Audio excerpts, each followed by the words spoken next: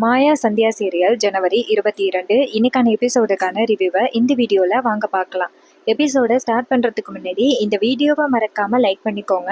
நம்ம சேனலை மறக்காமல் சப்ஸ்கிரைப் பண்ணிக்கோங்க. அப்போ தாங்க நியூ வீடியோ போடும் பொழுது உங்களுக்கு நோட்டிஃபிகேஷன் வரும். பார்க்கலாம் வாங்க வீடியோக்குள்ளே போகலாம்.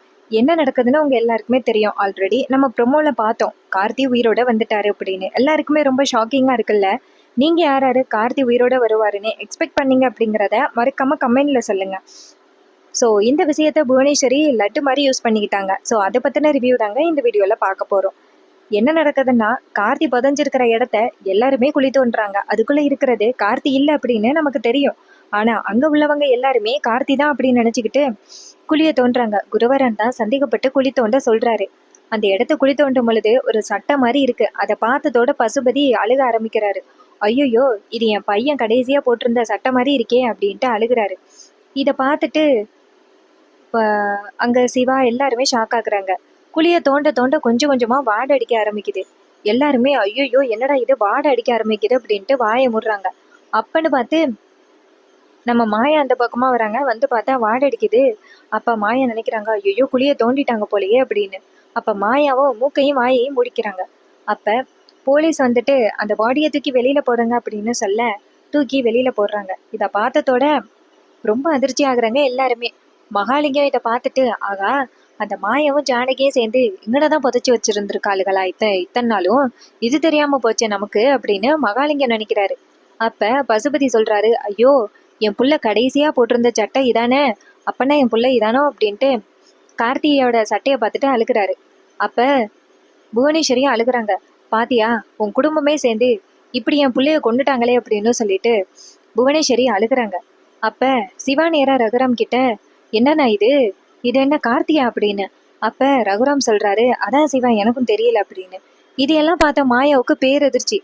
அப்ப குழிக்குள்ள இன்னும் நிறைய ஏதாவது தடயம் கிடைக்குதா அப்படின்னு தேட சொல்றாரு குருவரன். அப்ப அங்க இருக்கிற 2 பேர் வந்து தேடி பாக்குறாங்க. பார்த்தா உள்ளார ஒரு பர்ஸ் இருக்கு.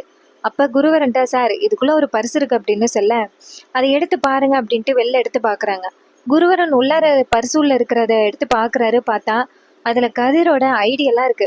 அதை பார்த்ததோட குருவரன் அதிர்ச்சியாகி, இதுல கதிரவன் ஒரு ஐடி இருக்கு அப்படின்னு சொல்ல, இதை கேட்டதோட எல்லாருமே அதிர்ச்சி ஆகுறாங்க. அப்ப மகாலிங்கம் சொல்றாரு, அட பாவியலா, இப்படி குடும்பமே சேர்ந்து இப்படி இன்னொரு குடும்பத்தோட கருவை எடுத்துட்டீங்களே அப்படின்னு சொல்லி பேசுறாங்க. அப்ப புவனேஸ்வரி வந்துட்டு, பாத்தியா ரகுராம், பாத்தியா உன் குடும்பத்துல உள்ள உன் மாப்பிள்ள கதிர் தான் இந்த வேலையை பண்ணியிருக்கான். உனக்கு வெக்கமாவே இல்லை இல்ல? ஊருக்கு முன்னாடி ஒரு பெரிய மனுஷன் மாதிரி கெத்தா சுத்திக்கிட்டு இருந்தியே, இப்படி என் பிள்ளைய கொல்றதுக்காக தான் இப்படி பண்ணிக்கிட்டு இருந்தியா? உன் குடும்பத்துக்கும் எங்க குடும்பத்துக்கும் பல நாள் பகை இருக்கு அப்படின்னு எல்லாருக்குமே தெரியும். ஆனா இப்படி ஊருக்கு முன்னாடி எங்க வீட்டு பிள்ளைய அடிச்சு குழிக்குள்ள தள்ளி இப்படி பண்ணுவீங்கன்னு நான் எதிர்பார்க்கவே இல்லையே அப்படின்ட்டு புவனேஸ்வரி அழுதுகிட்டு ரகுராம் மேல மண்ணவாரி அரைக்கிறாங்க.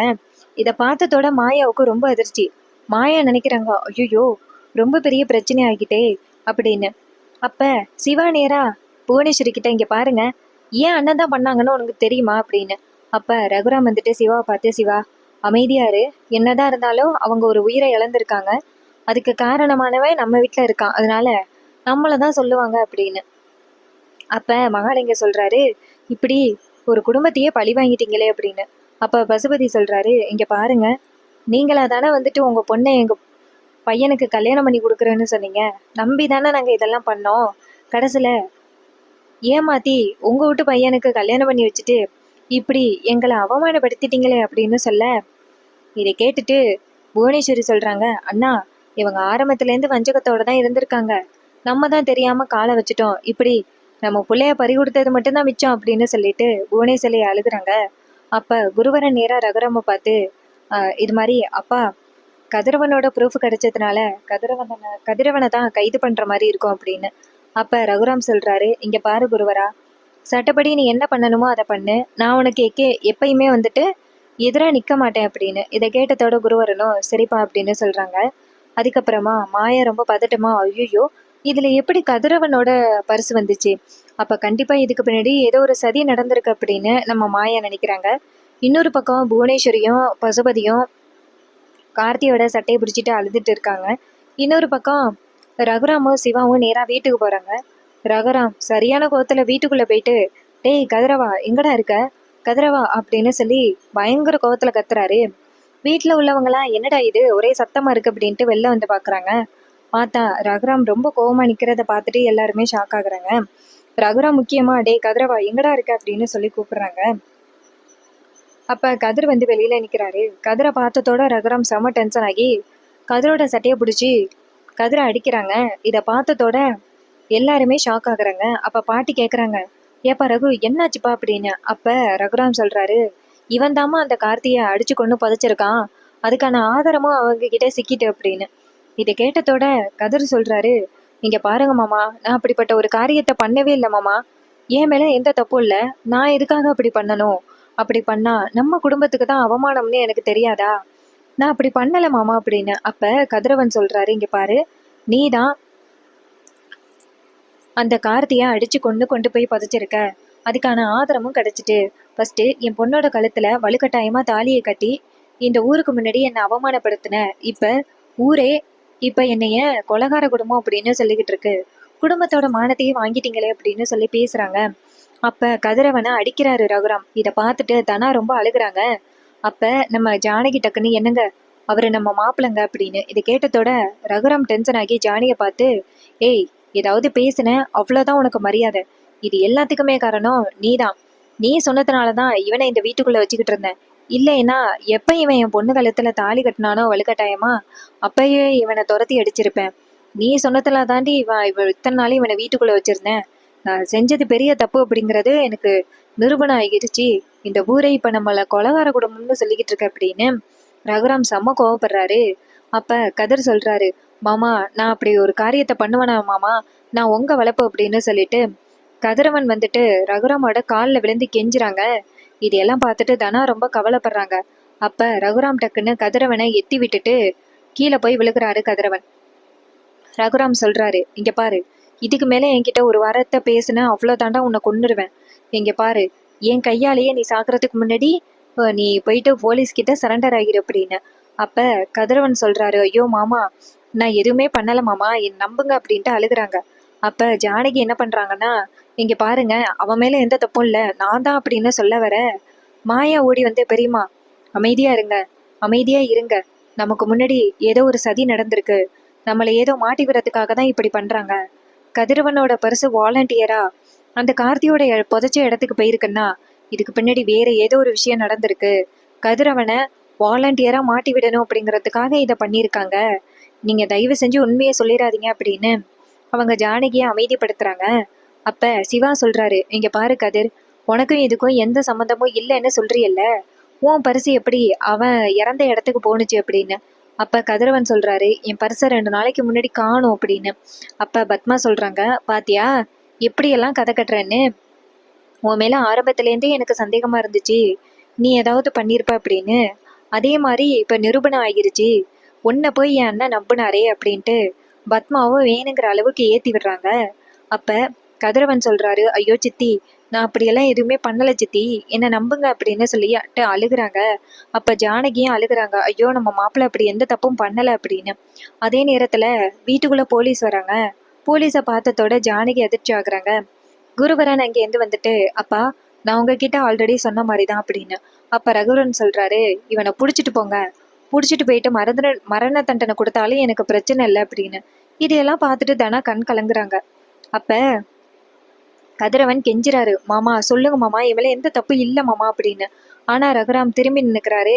அப்ப குருவரன் நேரா இன்னொரு இன்ஸ்பெக்டர் கிட்ட கதிரவனை அரெஸ்ட் பண்ணுங்க அப்படின்னு சொல்ல கதிரவனை கைது பண்றாங்க. கதிரவனை பிடிச்சி இழுத்துட்டு போறாங்க, வாடா அப்படின்னு சொல்லிட்டு. அப்ப குருவரன் நேரா ரகுராம பார்த்து, அப்பா நான் கிளம்புறேன் அப்படின்னு சொல்ல குருவரனும் சரி போயிட்டு வா அப்படின்னு சொல்ல குருவரன் அந்த இடத்துல இருந்து கிளம்புறாரு. அப்ப நம்ம ஜானகியும் மாயாவும் பின்னாடியே வராங்க. அப்ப நம்ம கதிரவன் வந்துட்டு அத்தை அத்தை அப்படின்னு சொல்லிட்டு அழுகுறாரு.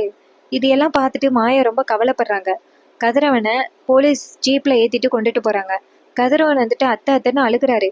அப்ப ஜானகி அழுகுறாங்க, ஐயோ என்னாலதான் இவனை இன்னைக்கு போலீஸ் பிடிச்சிட்டு போயிட்டு அப்படின்ட்டு ஜானகி அழுகுறாங்க. அப்ப மாயா சொல்றாங்க, பெரியம்மா அழுகாதீங்க பெரியம்மா, இதுக்கு பின்னாடி ரொம்ப பெரிய சதி ஏதோ இருக்கு, யாரோ ஒருத்தவங்க நம்மளை மாட்டி விடுறதுக்காக இப்படி பண்றாங்க, அவங்க யாரு அப்படிங்கிறத நான் கூடிய சீக்கிரம் கண்டுபிடிச்சி கதிரை வெளியில கொண்டுட்டு வரேன், எப்படி கதிரோட பர்ஸு எப்படி அந்த இடத்துக்கு போணுச்சு அதான் பெரிய டவுட்டாக இருக்குது. ரொம்ப பெரிய சதி நடந்திருக்கு பெரியம்மா, பொறுமையாக இருங்க அப்படின்னு. இதை கேட்டுட்டு ஜானகி சொல்கிறாங்க, என்ன மாயா இப்படி ஒரு குண்டத்துக்கு போடுற அப்படின்னு. அப்போ மாயா சொல்கிறாங்க, ஆமாம் பெரியம்மா, அது எப்படி நம்ம 2 பேரும் தான் கொண்டு போய் கார்த்தியை புதைச்சோம், ஆனால் அந்த இடத்துல எப்படி இந்த பர்ஸ் வந்துச்சு நீங்களே சொல்லுங்களேன் அப்படின்னு. இதை கேட்டதோட ஜானகி சொல்கிறாங்க, ஆமாம்ல மாயா, எப்படி அந்த இடத்துக்கு கதிரவனோட பர்ஸ் வந்துச்சு அப்படின்னு சொல்லி பேசுகிறாங்க. நம்ம மாயா இப்படி உண்மையை கண்டுபிடிக்க போகிறாங்க, கார்த்தி உயிரோடு இருக்கிறத மாயா கண்டுபிடிப்பாங்களா அப்படிங்கிறது தான் அப்கமிங் எபிசோட்ஸில் நடக்க போகுது. சரி வாங்க கதைக்குள்ளே போகலாம். புவனேஸ்வரியும் பசுபதியும் வீட்டில் காமிக்கிறாங்க. புவனேஸ்வரி கெத்தா உட்காந்துருக்காங்க. அவங்களுக்கு என்ன நடந்துச்சுங்கிறது தெரியும், ஆனால் பசுபதிக்கு ஒன்றும் தெரியாது. பசுபதி வீட்டுக்குள்ளே அழுதுகிட்டே வராரு. கார்த்தியை வந்துட்டு ஹாஸ்பிட்டல் கொண்டுட்டு போயிட்டாங்க, அவனுக்கு என்ன நடந்துச்சு அப்படிங்கிறத தெரியறதுக்காக என்னால் ஏற்றுக்கவே முடியலம்மா, நம்ம புள்ள நம்ம கூட இல்லை அப்படிங்கிறத நினச்சி பார்க்க கூட முடியலை.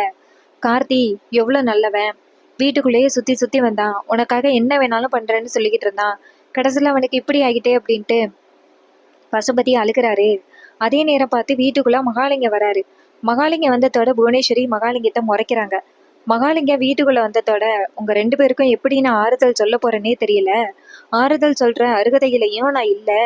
ஆனால் ஒன்றுங்க, எப்படி உங்கள் குடும்பத்தில் உள்ள கார்த்தியை கொலை பண்ணிட்டு அந்த குடும்பத்தில் உள்ளவங்க எப்படி நிம்மதியாக இருக்க முடியும், அந்த குடும்பத்தில் உள்ள ஒவ்வொருத்தரையும் நீங்கள் பழி வாங்கணும் அப்படின்னு. இதை கேட்டதோட பசுபதி சொல்கிறாரு, அந்த குடும்பத்தில் உள்ள யாரையுமே விட மாட்டேன், கதிரை எப்படியும் அவங்க வெளியில் கூட்டிகிட்டு வந்துடுவாங்க, அதுக்கப்புறம் அந்த கதிரை நான் நிம்மதியாகவே விட மாட்டேன், அவனை கொன்னுருவேன் அப்படின்னு சொல்லி பசுபதி கோவத்தில் பேசிக்கிட்டு இருக்காரு. அப்போ மகாலிங்க சொல்கிறாரு, இங்கே பாருங்க, நீங்கள் எதுக்கும் கவலைப்படாதீங்க, கண்டிப்பா இது எல்லாத்துக்கும் காரணம் அந்த மாயா ஜானகி, அவங்க 2 பேரா தான் இருக்க வாய்ப்பு இருக்கு. அவங்க 2 பேரை தான் கதிர்கிட்ட கண்டதையும் சொல்லி இப்படி பண்ணி விட்டுருக்காங்க. எப்படியாவது தப்பிச்சிடலான்னு நினைச்சிருக்காங்க, ஆனா அந்த பரிசு வச்சு ஈஸியா அவங்க சிக்கிட்டாங்க. நீங்க பாருங்க, அந்த குடும்பத்தை விடவே கூடாது, ஒவ்வொருத்தரையும் அணு அணுவா சித்திரவதை பண்ணணும். நீங்க எதுக்கும் கவலைப்படாதீங்க, அந்த கதிரை தீர்த்து கட்டுறதுக்கு நான் வெளியூர்ல இருந்து ஆளெல்லாம் வர சொல்றேன் அப்படின்னு. இதை கேட்டதோட புவனேஸ்வரி டக்குன்னு எந்திக்கிறாங்க. எந்திரிச்சிட்டு, எங்களுக்காக நீங்க இவ்வளோ பண்றீங்களே அப்படின்னு. அப்ப மகாலிங்க சொல்றாரு, உங்களுக்காக நான் எதுவும் பண்ண மாட்டேனா, அந்த குடும்பத்துல உள்ளவங்க ஒவ்வொருத்தரும் தான் காரணம், அவங்கள விட மாட்டேன் அப்படின்னு. இதை கேட்டதோட புவனேஸ்வரி டக்குன்னு மகாலிங்கத்தை ஓங்கி அறையிறாங்க. மகாலிங்கத்தை புவனேஸ்வரி அறைகிறத பார்த்துட்டு பசுபதி ஷாக் ஆகி நிக்கிறாரு. மகாலிங்க செம்ம டென்ஷன் ஆகி, ஏய் எதுக்கு பண்ணி என்ன அடிக்கிற அப்படின்னு. அப்ப புவனேஸ்வரி சொல்றாங்க, உன்னை அடிக்காம அப்புறம் கொலை பண்ணணுமா அப்படின்னு. அப்ப மகாலிங்கி கேட்குறாரு, என்ன சரிக்கு சமமா பழகுனதுனால என்ன மரியாதை இல்லாம நடத்துறீங்களா அப்படின்னு. இது கேட்டதோட புவனேஸ்வரி சொல்றாங்க, நீ எப்பேற்பட்ட காரியத்தை பண்ணியிருக்க அப்படின்னு எனக்கு தெரியாதா அப்படின்னு. இது கேட்டதோட அதிர்ச்சி ஆகுறாரு மகாலிங்கம். மகாலிங்கம் நினைக்கிறாரு, இந்த பொம்பளைக்கு எப்படி நம்ம பண்ணது தெரியும் அப்படின்னு, சும்மா போட்டு வாங்குறா போல அப்படின்ட்டு மகாலிங்கம் நினைக்கிறாரு. மகாலிங்க கேட்குறாரு, இப்போ நீ எதுக்கு என்ன அடிச்ச அப்படின்னு. அப்போ புவனேஸ்வரி சொல்கிறாங்க, நீ எப்பேற்பட்ட காரியத்தை பண்ணிட்டு எதுவுமே தெரியாத மாதிரி எங்கள் கூட இருக்கிறியே, உனக்கு வெக்கமா இல்லை அப்படின்னு. இதை கேட்டதோட அவர் கேட்குறாரு, நாங்கள் என்ன பண்ணோம் அப்படின்னு. அப்போ மகாலிங்க கேட்குறாரு, நான் என்ன பண்ணேன் அப்படின்னு. அப்போ புவனேஸ்வரி சொல்கிறாங்க, அவனை கழுத்தை நெரிச்சு கொண்டுட்டு எதுவுமே தெரியாமல் பேசுறியா அப்படின்னு. இதை கேட்டதோட மகாலிங்கம் நினச்சி ஷாக் ஆகுறாரு. ஐயோ, நம்ம அவனை கழுத்தை நெரிச்சு கொண்டது இந்த பொம்பளைக்கு எப்படி தெரியும் அப்படின்னு. அப்போ நம்ம புவனேஸ்வரி சொல்கிறாங்க, பாவம் அவன் கடைசி நேரத்தில் துடிச்சு போயிருந்திருக்கான், அவனோட கழுத்தை பிடிச்சி நெரிச்சு கொண்டு இருக்க. அந்த ஜானகியும் மாயாவும்னாச்சும் தலையில் இரும்பு ராடால அடிச்சிருக்காங்க, ஆனால் அதுக்கப்புறம் அவன் சாகலையே அப்படின்னு அவனோட கழுத்தில் காலை வச்சு மிதிச்சு கொண்டு இருக்க அப்படின்னு. இதை கேட்டதோட பசுபதி அதிர்ச்சி ஆகுறாரு. ஏமா என்னவா சொல்கிற அப்படின்னு. அப்போ மகாலிங்க சொல்கிறாரு, இங்கே பாருங்க, தேவையில்லாம என்ன மாட்டி விட்டுட்டு என்ன ஜெயிலுக்கு அனுப்புறதுக்காக இதெல்லாம் பண்ணிக்கிட்டு இருக்கீங்களா, உங்க கூட சரிக்கு சரமமா பழகினத்துக்கு என் மேல பழிய போட பாக்குறீங்களா, நீங்க சொல்ற மாதிரி எதுவுமே நடக்கவே இல்லை, தேவையில்லாம என் மேல பழி போடாதீங்க, அப்புறம் பிரச்சனை வேற மாதிரி ஆகிரும் அப்படின்னு. அப்ப புவனேஸ்வரி கேக்குறாங்க, பிரச்சனை என்ன மாதிரி ஆக போகுது, நடந்தது எல்லாமே எனக்கு தெரியும் அப்படின்னு நேர்ல பார்த்த மாதிரி நான் சொல்லிக்கிட்டு இருக்கேன், நீ எதுவுமே தெரியாது அப்படின்னு சொல்லிட்டு நடிக்கிறியா அப்படின்னு. இது கேட்டதோட மகாலிங்க சொல்றாரு, இங்க பாருங்க, இதுக்கு மேல என் மேல ஏதாவது தப்பு சொன்னீங்கன்னா உங்களை சும்மா விட மாட்டேன் அப்படின்னு. அப்ப புவனேஸ்வரி சொல்றாங்க, உன் மேல இருக்கிற தப்பு எல்லாமே எனக்கு தெரிஞ்சு போச்சு, எதுவுமே தெரியாத மாதிரி நடிக்காத, ஆரம்பத்துலேருந்து எங்க கூட எல்லாம் தெரிஞ்ச மாதிரி சுத்திக்கிட்டே இருந்த அப்படின்னு. அப்ப மகாலிங்க சொல்றாரு, இங்க பாருங்கம்மா, என் மேல பழி போடாதீங்க, நீங்க சொல்றதுக்கு என்ன ஆதாரம் இருக்கு அப்படின்னு. என்ன ஆதாரம் இருக்கு உங்ககிட்ட அப்படின்னு கேட்க, அப்ப டக்குன்னு புவனேஸ்வரி சொல்றாங்க, ஆதாரம் என்கிட்ட இருக்கு அப்படின்னு சொல்லிட்டு கார்த்தி அப்படின்னு கூப்பிடுறாங்க. கார்த்தி உயிரோட வராரு. இதை பார்த்ததோட மகாலிங்கத்துக்கு செம்ம ஷாக்கு. புவனேஸ்வரி நேரா மகாலிங்கத்துக்கிட்ட இப்ப புரியுதா அப்படின்னு சொல்ல கார்த்தி அந்த இடத்துக்கு வராரு. கார்த்தியை பார்த்ததோட பசுபதி ரொம்ப அதிர்ச்சி ஆகுறாரு. அப்ப பசுபதி நேரா கார்த்தியை பார்த்துட்டு ஓடி போயிட்டு கார்த்தியை கட்டி பிடிக்கிறாரு. என் தங்கமே, நீ உயிரோட தான் இருக்கியா? நீ உயிரோட இல்லைன்னு நினைச்சு நான் எவ்வளோ கஷ்டப்பட்டுட்டேன் தெரியுமா அப்படின்னு சொல்லிட்டு கார்த்தியை கட்டி பிடிக்கிறாரு. அப்ப கார்த்தி சொல்றாரு, அப்பா எனக்கு எதுவும் ஆகலப்பா, நீங்க கவலைப்படாதீங்க அப்படின்னு. அப்ப புவனேஸ்வரி சொல்றாங்க, நடந்தது எல்லாத்தையுமே கார்த்தி சொல்லிட்டான் அப்படின்னு. இன்னொரு பக்கம் பசுபதி கேக்குறாரு, ஏமா புவனேஸ்வரி, எனக்கு ஒண்ணுமே புரியலம்மா, என்னதாம்மா நடக்குது? அங்க இருக்கிறது கார்த்தி இல்லையா? அங்க இருக்கிறது கார்த்தி இல்ல, கார்த்தி இங்க இருக்கான். ஆஹ் அந்த இறந்தவன் பக்கத்துல கதிரவனோட பரிசு இருந்துச்சு. என்னதாம்மா நடக்குது? எனக்கு ஒண்ணுமே புரியலம்மா அப்படின்னு. அப்ப புவனேஸ்வரி சொல்றாங்க, அண்ணா நடந்ததை நான் சொல்றேன். இது எல்லாத்துக்குமே காரணம் இந்த மகாலிங்கம் தான். அன்னைக்கு இந்த மகாலிங்கம் போனதை பார்த்துட்டு நான் பின்னாடியே போனேன். அதோட கார்த்தி வந்துட்டு எப்பவுமே வீட்டுக்கு சீக்கிரம் வந்துடுவான். என்னடா அது அவன் சீக்கிரம் வரலையே அப்படின்ட்டு நான் அந்த பண்ணை வீட்டுக்கு போனப்போ தான் தெரிஞ்சிச்சு இவன் மயங்கி கிடந்தான். அவனை எப்படியாவது காப்பாத்துறதுக்கு நான் முயற்சி பண்ணேன். அப்பதான் அவன் சொன்னான், இது மாதிரி மகாலிங்கம் தான் கழுத்தை நெரிச்சு கொல்ல பார்த்தாரு அப்படின்னு. இது கேட்டதோட ரொம்ப ஷாக் ஆயிட்டு எனக்கு. எப்படியாவது இவனை காப்பாற்றணும் அப்படிங்கிறதுக்காக தான் நான் இப்படிப்பட்ட ஒரு முடிவெடுத்தேன். அதோட அந்த புவனேஸ்வரி அந்த ஜானகியோட குடும்பத்தை பழி வாங்குறதுக்கு எனக்கு ஒரு நல்ல வாய்ப்பு கிடைச்சிச்சு. அதனால தான் நான் உசுர பணையம் வச்சு இப்படி பண்ணேன் அப்படின்னு. அப்ப பசுபதி கேட்குறாரு, இந்த மகாலிங்கம் எதுக்குமா கழுத்தை நெரிச்சு கொண்டு பார்த்தான் அப்படின்னு. அப்ப மகாலிங்கம் சொல்றாரு, என்னை மன்னிச்சிருங்க அப்படின்னு. அப்ப கார்த்தி சொல்றாரு, அப்பா இவன் தான்ப்பா என்னை கொல்ல பார்த்தது அப்படின்னு. அப்ப பசுபதி செம்ம டென்ஷன் ஆகி மகாலிங்கத்தோட கழுத்தை பிடிக்கிறாரு. கழுத்தை பிடிச்சு நெரிச்சு கொல்ல பாக்குறாரு. அப்ப புவனேஸ்வரி டக்குன்னு பசுபதியை தடுக்கிறாங்க. அண்ணா கொஞ்சம் பொறுமையா இருந்தா அப்படின்னு. இதை கேட்டதோட பசுபதி சொல்றாரு, எப்படிமா பொறுமையா இருக்க முடியும்? இவன் எப்பேற்பட்ட காரியத்தை பண்ணியிருக்கான், நான் பொறுமையா இருக்கிறதா? இவனை விடமாட்டோமா அப்படின்னு. அப்ப புவனேஸ்வரி சொல்றாங்க, அண்ணா நம்ம எந்த அளவுக்கு அந்த குடும்பத்து மேல கோவமா இருக்கணும், அதே மாதிரிதான் இவரும் அந்த குடும்பத்து மேல கோவமா இருக்காரு. அதான் இப்படிப்பட்ட ஒரு காரியத்தை பண்ணியிருக்காரு அப்படின்னு. அதுக்கப்புறமா மாயாவையும் ஜானகியையும் காமிக்கிறாங்க. ஜானகி நேரா மாயா கிட்ட, என்ன மாயா, நம்மளை சுத்தி என்ன நடக்குதுன்னே ஒன்றும் புரியலையே அப்படின்னு. அப்ப மாயா சொல்றாங்க, அதான் பெரியம்மா எனக்கும் புரியல.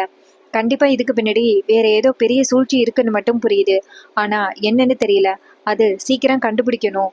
யாரோ ஒருத்தவங்க நம்ம குடும்பத்தை மாட்டி விடுறதுக்காக இப்படி பண்ணியிருக்காங்க. அது என்ன பிளான் அப்படிங்கிறத கண்டுபிடிக்கணும். அது எப்படி இந்த கதிரவனோட பரிசு கார்த்தி இறந்து கடந்த இடத்துக்கு போயிருக்கோம். கண்டிப்பா அப்ப வேற யாரோ மறுபடியும் அந்த குழியை தோண்டி இருக்காங்க. வேற ஏதோ ஒண்ணு நடந்திருக்கு பெரியம்மா அப்படின்னு. அப்ப ஜானகி சொல்றாங்க, எப்படி மாயா கண்டுபிடிக்கிறது அப்படின்னு. மாயா சொல்றாங்க, அதான் பெரியம்மா எனக்கும் தெரியல அப்படின்னு. ஜானகி சொல்றாங்க, மாயா கதிரவன் ரொம்ப பாவம் மாயா, அவனை எப்படியாவது வெளியில கூட்டிட்டு வரணும் அப்படின்னு சொல்லி பேசிக்கிறாங்க. ரொம்பவே சூப்பரா அப்கமிங் எபிசோட கொண்டு போறாங்க. இதே மாதிரி இனிமே அப்டேட்ஸ் நம்ம சேனல்ல நீங்க தொடர்ந்து பார்க்கணும்னா மறக்காம நம்ம சேனலை சப்ஸ்கிரைப் பண்ணிக்கோங்க. பக்கத்துல உள்ள பெல் ஐகானை கிளிக் பண்ணி ஆல்னு செட் பண்ணிக்கோங்க. அப்பதாங்க புது புது வீடியோ போடும் பொழுது உங்களுக்கு நோட்டிஃபிகேஷன் வரும். பார்க்கலாம். தேங்க்ஸ் ஃபார் வாட்சிங்.